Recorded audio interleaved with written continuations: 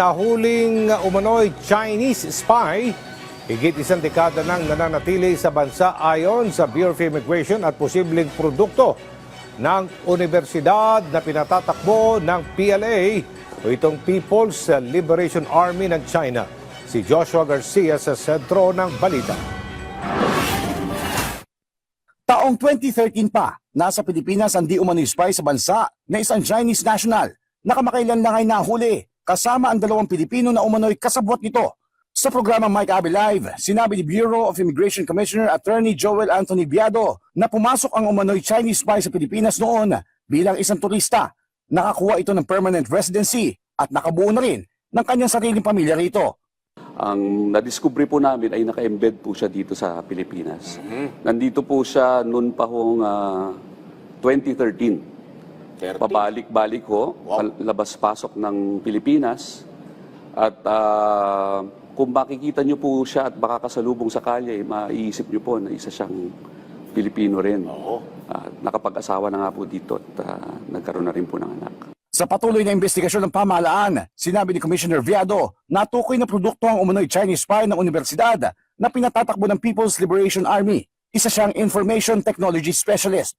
Nadiskubre po namin na siya ay produkto ng isang university na pinapatakbo po ng People's Liberation Army. Isa ho siyang Information Technology Specialist at ang kanya hong ginagawa ay nagkakalap ng impormasyon sa mga tinatawag na infrastructure ho na critical dito sa Pilipinas. Kasalukuyan ito nakakulong habang patuloy na iniimbestigahan. Kailangan pong imbestigahan muna namin kung meron ho siyang violation ng mga immigration law po natin. Pero kaakibat po nun, meron ho mga proceedings na kriminal na pwede hong ituloy laban ho sa kanya.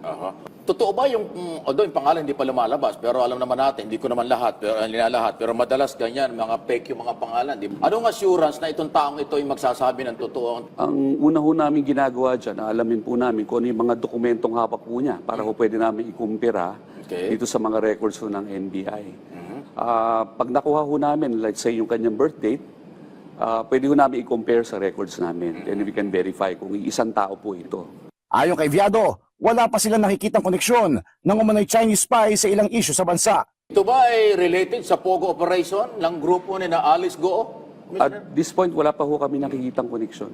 Meron bang posibilidad o lumapit sa issue na related dun sa issue ng West Philippine Sea? Na ang China, alam naman natin, nanghihimasok po sa West Philippine Sea. Baka ito ay bahagi nga ng espiya nila. Alam mo na, meron bang anggulong ganoon o lumalapit doon sa posibleng resulta ng ganoong klase? Sa punto po ngayon, hindi po natin masabi po yan, pero hindi po maiwasan na ikabit sa kanyang issue.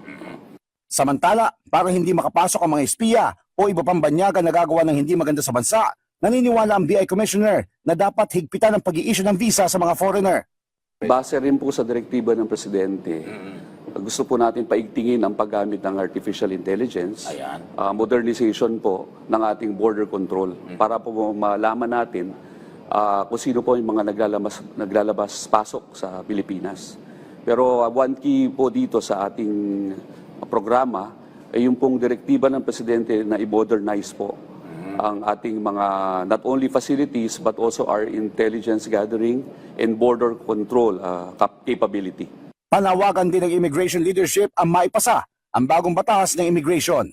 Joshua Garcia, para sa Pambansang TV, sa Bagong Pilipinas.